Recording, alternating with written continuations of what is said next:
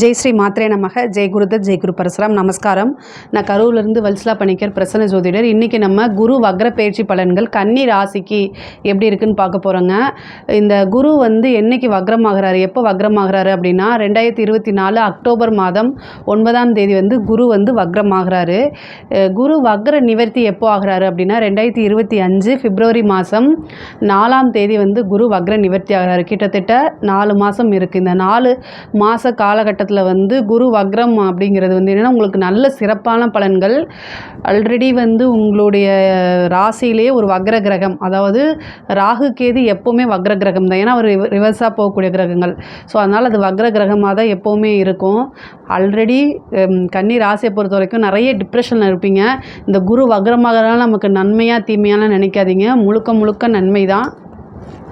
ஏன் அப்படின்னா கன்னி ராசியை பொறுத்த வரைக்கும் குரு வந்து உங்களுக்கு பாதகாதிபதியாக இருக்கார். அதனால் 9ஆம் இடத்துல இருக்கும்போது வக்ரமாகும் போது இன்னும் சூப்பரான பலன்கள் கிடைக்கும். அது மட்டும் இல்லாமல் கூடுதலாக வந்து உங்களுடைய ஜாதகத்தில் ஏதாவது கிரகங்கள் வக்ரமாக இருக்குது, அதாவது சுக்கிரனோ குருவோ ஏதோ ஒரு கிரகம் வக்ரமாக இருக்குது அப்படின்னா இன்னும் சூப்பரான பலன்கள்லாம் உங்களுக்கு தேடி வரும். நீங்கள் நினச்சே பார்த்துருக்க மாட்டீங்க இது நமக்கா அப்படின்னு. அந்த மாதிரி ஒரு நல்ல பலன்கள்லாம் உங்களுக்கு கிடைக்குங்க. குரு வந்து 9ஆம் இடத்துல இருந்து உங்களுடைய ராசியை பார்க்குறாரு, அப்புறம் 3ஆம் இடத்தை பார்க்குறாரு, அப்புறம் 5ஆம் இடத்தை பார்க்குறாரு. இது எல்லாமே நல்ல பலன்கள் தான்.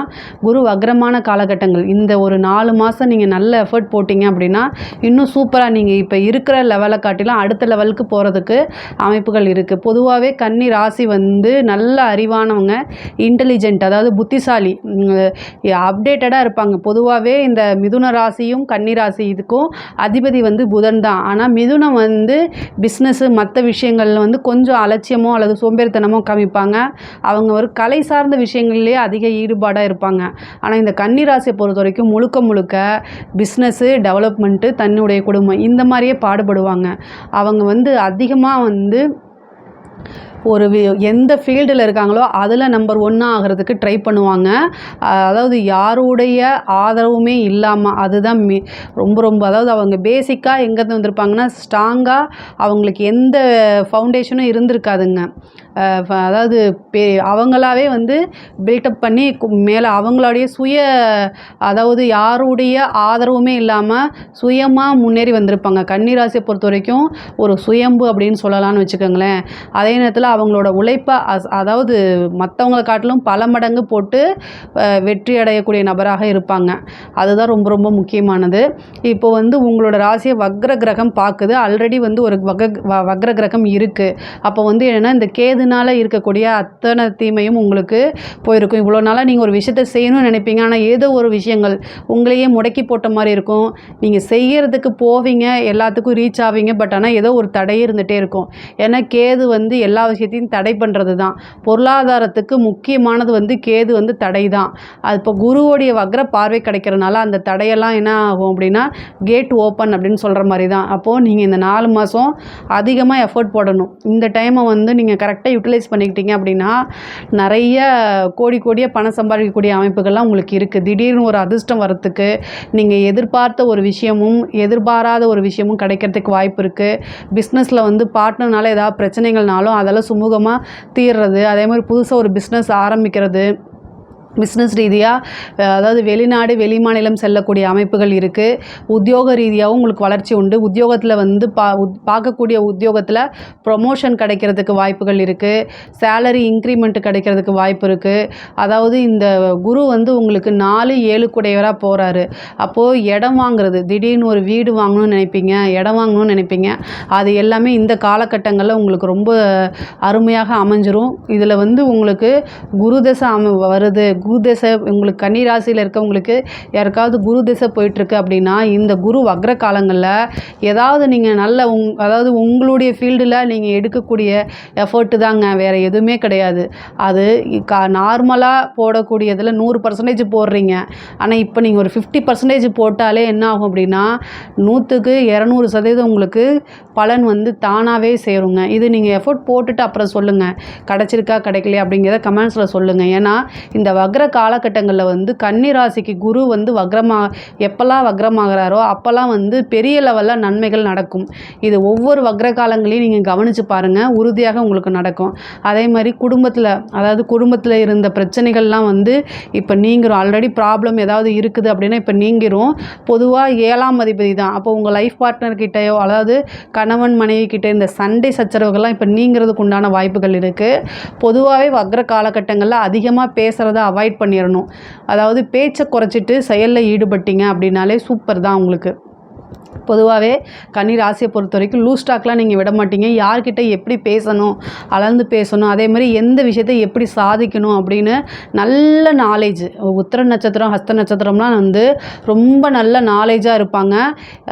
பொதுவாகவே வந்து அவங்க ஒரு முன்னேறணும்னு நீங்கள் நினச்சிட்டிங்க அப்படின்னா எந்த அவமானத்தையும் தாங்கிக்கிட்டு சகிச்சுக்கிட்டு அதெல்லாமே கடந்து முன்னேறக்கூடிய நபராக தான் நீங்கள் இருப்பீங்க. இப்போ வக்ர காலகட்டங்களில் அந்த முன்னேற்றம் அப்படிங்கிறது 100க்கு 200% உறுதி செய்யப்பட்டிருக்குது. இதை கரெக்டாக யூஸ் பண்ணிக்கோங்க. கேது இருக்கக்கூடிய அந்த தடைகள்லாம் தகர்த்துரும். அதே மாதிரி நீண்ட தூர பிரயாணம் பண்ணுறது வந்து உத்தியோக ரீதியாகவோ உங்களுக்கு பிஸ்னஸ் ரீதியாக தொழில் ரீதியாகவோ உறுதியாக உண்டு.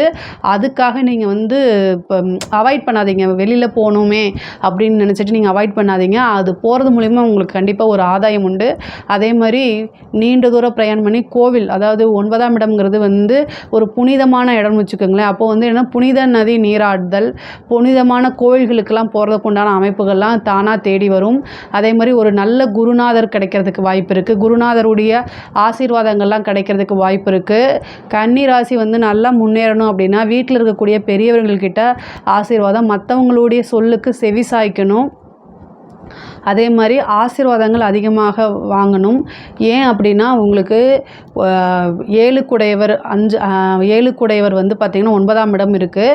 9ஆம் இடம்ங்கிறது ஆசீர்வாத ஸ்தானமே. அப்போ அந்த இடத்துல குரு இருக்கும்போது ஆசீர்வாதம் வாங்கணும். ஆசீர்வாதங்கள் மட்டுமே உங்களையே வாழ வைக்கும். அதே மாதிரி நீங்கள் ரொம்ப இந்த காலகட்டத்தில் ரொம்ப கவனமாகவும் செயல்படணும். ஆல்ரெடி உங்கள் ராசியில் கேது இருக்கார். வக்ரமான குரு பார்க்குறதுனால உங்களுடைய பேரை மிஸ்யூஸ் பண்ணுறதுக்கு வாய்ப்புகள் இருக்குது.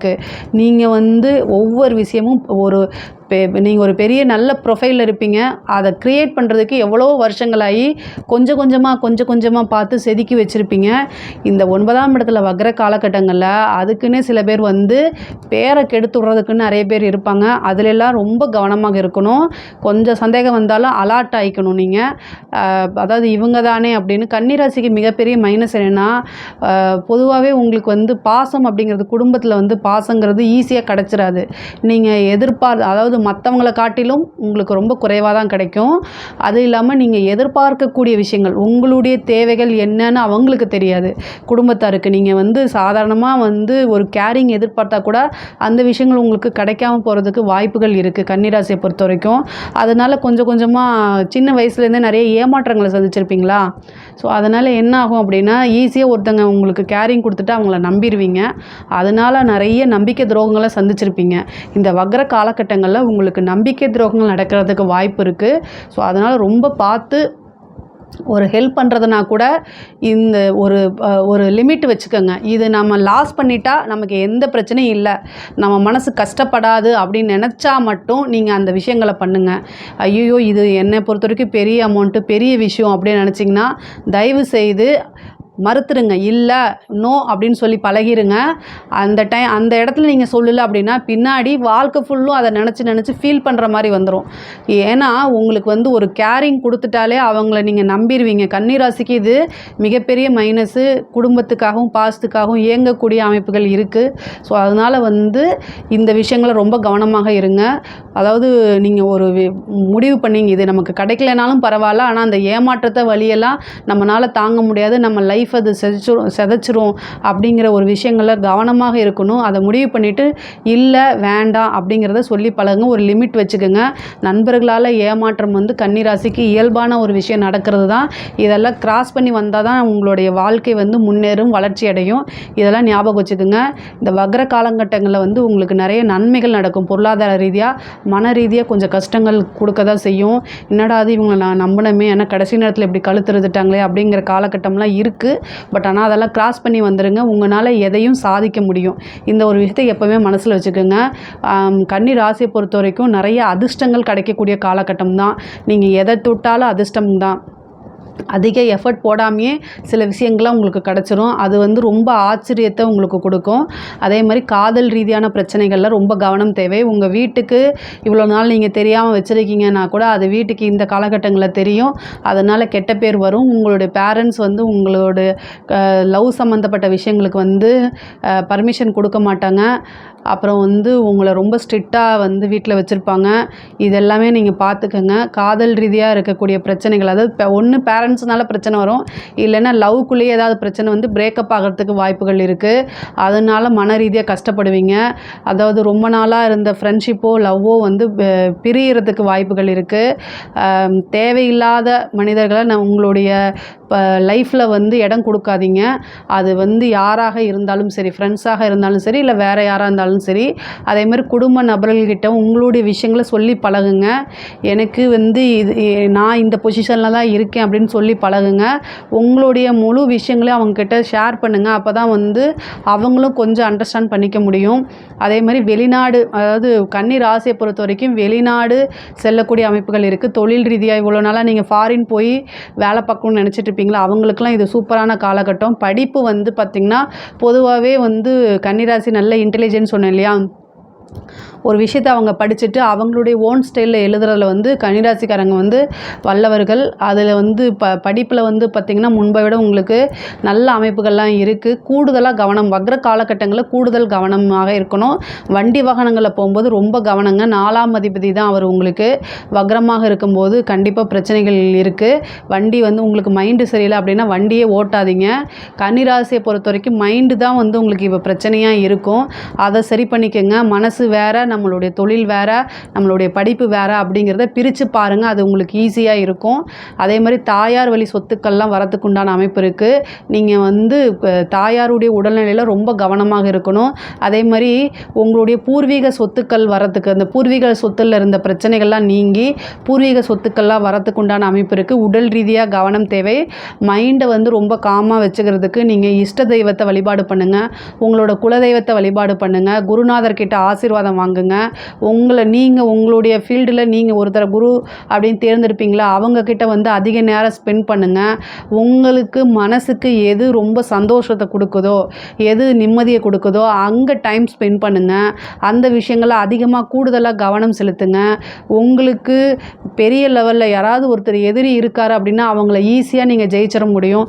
ரொம்ப புத்திசாலியான ஆள் நீங்கள். உங்களை வீழ்த்துறது எப்படின்னா பாசம் காமிச்சு தான் வீழ்த்துவாங்க. அதில் ரொம்ப கவனமாக இருங்க. அதாவது நடிப்புக்கு, அதாவது ஒருத்தங்க நடித்து இது பண்ணுறாங்க அப்படின்னா அதை நீங்கள் புரிஞ்சுக்கிட்டு ஈஸியாக புரிஞ்சுக்கிட்டு வெளியில் வரத்துக்கு முயற்சி பண்ணுங்கள். கன்னி ராசியை பொறுத்த வரைக்கும் இந்த குரு வக்ரமாகிறது அப்படிங்கிறது வந்து உங்களுக்கு இந்த 4 மாதத்தில் வந்து ரொம்ப நல்லா இருக்குது. எக்கனாமிக்கல் ரீதியாக நல்ல வளர்ச்சியை கொடுக்குது. திடீர்னு ஒரு அதிர்ஷ்டத்தெல்லாம் வந்து சேர்க்குது. பெண்களை பொறுத்த வரைக்கும் இது ஒரு சூப்பரான காலகட்டமாக தான் இருக்குது. இதில் ஏதாவது உங்களுக்கு சந்தேகங்கள் இருக்குது அப்படின்னா கமெண்ட்ஸில் கேளுங்க. கண்டிப்பாக நான் ஆன்சர் பண்ணுறேன். நம்மளுடைய சேனலை லைக் பண்ணுங்கள், ஷேர் பண்ணுங்கள், சப்ஸ்கிரைப் பண்ணுங்கள். நன்றி, வணக்கம்.